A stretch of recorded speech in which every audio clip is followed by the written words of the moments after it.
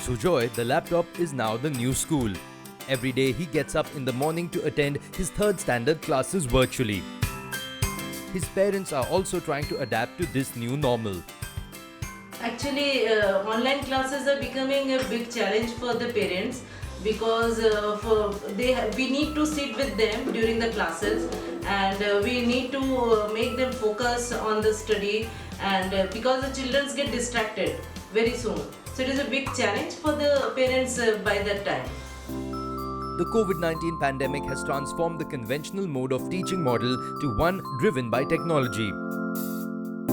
Shubha Malviya, a teacher and guidance counselor, is still trying to ensure students don't stay behind. But still, there are many challenges in this journey.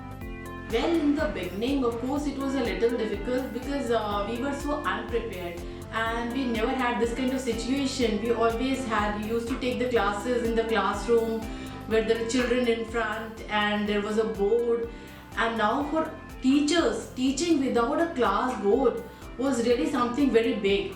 So we had to put a lot of effort to teach and explain students without using board. That was the biggest challenge I think most of the teachers face. This disruption in the delivery of education is pushing policymakers to figure out how to drive engagement at scale while ensuring inclusive e-learning solutions and reducing the digital divide. Keep Learning, a Times of India initiative powered by Byju's, has come up to help teachers and parents overcome the challenges of online education and also helps in understanding this mode of education, which in turn will benefit the students.